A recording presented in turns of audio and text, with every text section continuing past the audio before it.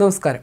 Hormuz കടലിടുക്ക് അടച്ചിടാനുള്ള Iran നീക്കം ലോകത്തെ ആശങ്കയിലാക്കുന്നു. അതിനിടെ ഇറാനിൽ ഭരണമാറ്റം അനിവാര്യമാണെന്ന് അമേരിക്കൻ പ്രസിഡന്റ് ഡൊണാൾഡ് ട്രംപ് നിലപാടെടുത്തു. ഇറാനെ മഹത്തായ രാജ്യമാക്കാനുള്ള ഇച്ഛാശക്തി ഇപ്പോഴത്തെ സർക്കാരിനില്ലെന്നാണ് അമേരിക്കൻ പ്രസിഡന്റിന്റെ നിലപാട് വിശദീകരിക്കൽ. പരമോന്നത നേതാവ് ആയത്തുള്ള അലി ഖമീനിയെ മാറ്റുകയാണ് ലക്ഷ്യമെന്നും ഇതോടെ വ്യക്തമായി. അതിനിടയിലാണ് ഹോർമുസ് കടലിടുക്ക് അടച്ചിടാൻ ഇറാനിയൻ പാർലമെന്റ് അനുമതി നൽകിയത്. ഇതോടെ ഐക്യരാഷ്ട്രസഭ രക്ഷാസമിതിയും യോഗം ചേർന്നു. ബ്രിട്ടൻ അടക്കം തിരിച്ചടി ഭയക്കുന്നുണ്ട്. ഇസ്രയേലിന് പുറമെ യൂറോപ്യൻ രാജ്യങ്ങളും സുരക്ഷ കർശനമാക്കി. ഇറാന്റെ ആണവ നിലയങ്ങൾ മുന്നറിയിപ്പ് നൽകാതെ അമേരിക്ക ആക്രമിച്ചതിൽ ലോകരാജ്യങ്ങൾക്ക് അമർഷമുണ്ട്. ലോകത്തെ എണ്ണ ഗ്യാസ് നീക്കത്തിന്റെ 20% ഹോർമുസ് കടലിടുക്കിലൂടെയാണ്. അതുകൊണ്ട് തന്നെ ഇത് അടയ്ക്കാനുള്ള ഇറാന്റെ തീരുമാനം ദൂരവ്യാപക പ്രത്യാഘാതങ്ങൾ ഉണ്ടാക്കും. ഭരണമാറ്റം എന്ന പദം ഉപയോഗിക്കുന്നത് രാഷ്ട്രീയമായി ശരിയല്ല. പക്ഷേ നിലവിലെ ഇറാനിയൻ ഭരണകൂടത്തിന് ഇറാനെ വീണ്ടും മഹത്തരമാക്കാൻ കഴിയുന്നില്ലെങ്കിൽ എന്തുകൊണ്ട് അവിടെ ഒരു ഭരണമാറ്റം പാടില്ല എന്നായിരുന്നു ട്രംപിന്റെ കുറിപ്പ്. ഇതിനൊപ്പം അമേരിക്കൻ സൈന്യം ഇറാനിൽ നടത്തിയ ആക്രമണത്തെ ട്രംപ് വീണ്ടും പ്രശംസിക്കുകയും ചെയ്തു. കൃത്യവും കഠിനവുമായ ആക്രമണമാണ് നടന്നതെന്നും അമേരിക്കൻ സൈന്യം മികച്ച വൈദഗ്ധ്യമാണ് കാണിച്ചതെന്നും ട്രംപ് പറഞ്ഞു. ദൗത്യം വിജയകരമായി പൂർത്തീകരിച്ച് തിരിച്ചെത്തിയ B-2 ബോംബർ വിമാനങ്ങളുടെ പൈലറ്റുമാരെ അദ്ദേഹം അഭിനന്ദിക്കുകയും നന്ദി അറിയിക്കുകയും ചെയ്തു. B-2 പൈലറ്റുമാർ സുരക്ഷിതമായി മിസോറിയയിൽ ലാൻഡ് ചെയ്തെന്നും ട്രംപ് അറിയിച്ചു. അതേസമയം UN സുരക്ഷാ കൗൺസിലിൽ US ആക്രമണത്തെ ഇറാൻ കുറ്റപ്പെടുത്തി.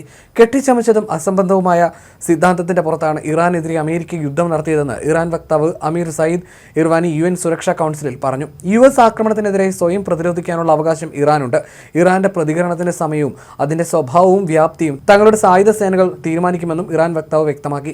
അമേരിക്കയെ ചെലവേറിയതും അടിസ്ഥാനരഹിതവുമായ മറ്റൊരു യുദ്ധത്തിലേക്ക് വലിച്ചിഴച്ചതിൽ ഇസ്രായേൽ പ്രധാനമന്ത്രി ബെഞ്ചമിൻ നെതന്യാഹുവിനെയും ഇറാൻ കുറ്റപ്പെടുത്തി.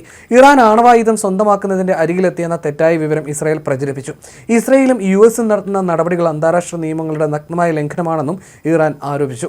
വിഷയത്തിൽ അന്താരാഷ്ട്ര സംഘടനകളും ഫ്രാൻസ്, UK ഉൾപ്പെടെയുള്ള പാശ്ചാത്യ രാജ്യങ്ങളും സ്വീകരിക്കുന്ന നിശബ്ദതയും ഇരട്ടത്താപം അപലപനീയമാണെന്നും ഇറാൻ വക്താവ് പറഞ്ഞു. ഇത് അമേരിക്കയ്ക്കെതിരെ ഇനി ഇറാൻ ശക്തമായ നിലപാടെടുക്കുമെന്നതിന്റെ സൂചനയാണ്. ആണവായുധ നിർമ്മാണവുമായി ഇറാൻ മുന്നോട്ട് പോകും. ഇതിനിടയിലാണ് ഇറാനും ഇസ്രായേലും തമ്മിലുള്ള സംഘർഷം രൂക്ഷമാകുന്നതിനിടെ തന്ത്രപ്രധാനമായ ഹോർമുസ് കടലിടുക്ക് അടയ്ക്കുന്നതിന് ഇറാൻ പാർലമെന്റ് അംഗീകാരം നൽകിയതായി സർക്കാർ ഉടമസ്ഥതയിലുള്ള പ്രസ് TV റിപ്പോർട്ട് ചെയ്തത്.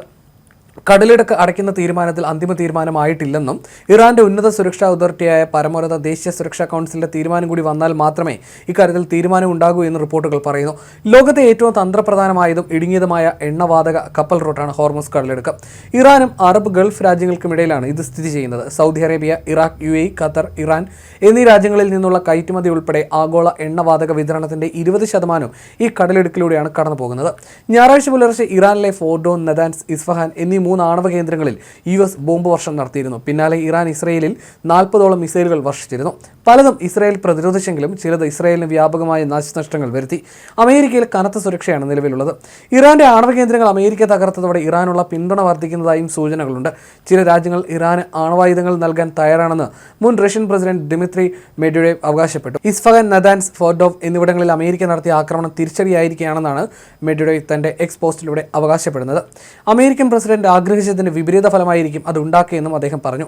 ആണവ പദാർത്ഥങ്ങളുടെ സമ്പുഷ്ടീകരണം, കൃത്യമായി പറഞ്ഞാൽ ഭാവിയിൽ ആണവായുധങ്ങൾ നിർമ്മിക്കൽ, അത് ഇനിയും തുടരുമെന്നും അദ്ദേഹം എക്സിൽ കുറിച്ചു.